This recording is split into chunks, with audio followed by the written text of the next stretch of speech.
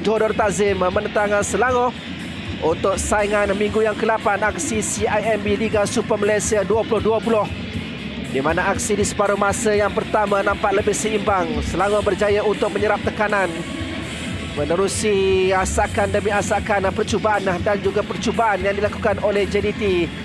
Antaranya hadir menerusi Leandro Velasquez, begitu juga dengan Diogo.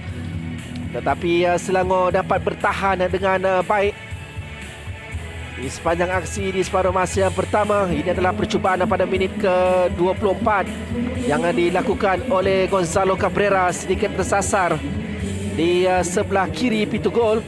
Selepas umpanan yang diberikan oleh Diogo, Cabrera berjaya untuk melepaskan diri. Dan kemudiannya Safawi Rashid 5 minit berselang. Tetapi kali ini usaha Safawi dapat disekat oleh Ashmawi Yakin. Tampanan pertama yang sedikit menyukarkan untuk Safawi melakukan percubaan yang lebih baik. Sepakan penjuru Safawi Rashid dapat ditahan oleh Taylor Regan. Rembatan dari luar kawasan penalti dari Leandro Velasquez juga tidak menuju tepat ke sasaran, biarpun Farizal Harun hanya mampu untuk memerhatikan sahaja. Dan minit ke-34, kini giliran Gonzalo Cabrera pula menguji pintu gol Selangor, dan ianya tersasar di sebelah kanan. Satu lagi rembatan dari luar kawasan penalti yang dilakukan.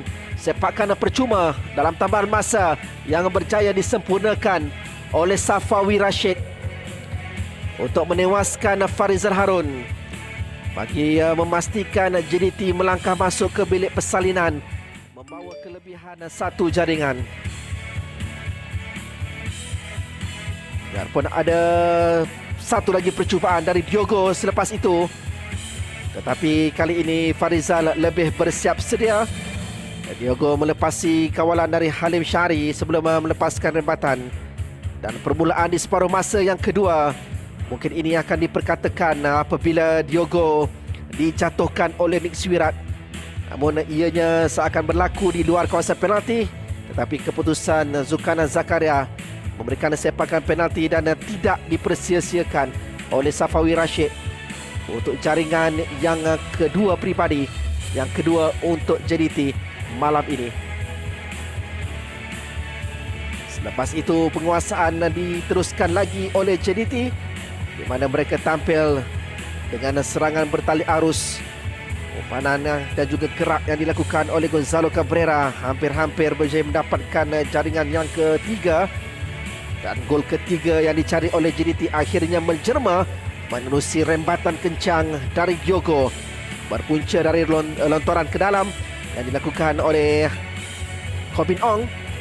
Dan dengan baik Diogo sebelum meledakkan rembatan melepasi Farizal Harun pada minit ke-64. Dan Diogo menjadi perancang, menjadi arkitek untuk gol yang keempat JDT. Minit ke-67 mudah disempurnakan oleh Gonzalo Cabrera. Pergantian pemain dilakukan oleh Benjamin Mora selepas itu.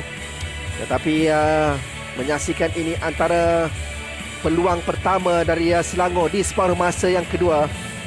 Sepakan percuma yang gagal untuk disudahkan.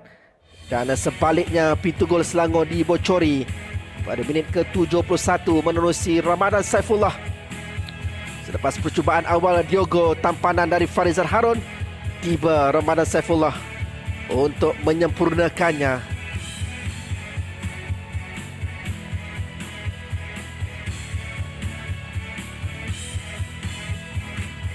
Dan sekali lagi Ramadan Saifullah tampil dengan sesuatu yang istimewa apabila lencongannya dari luar kawasan penalti sukar untuk digapai oleh Farizal Harun bagi jaringan yang ke-6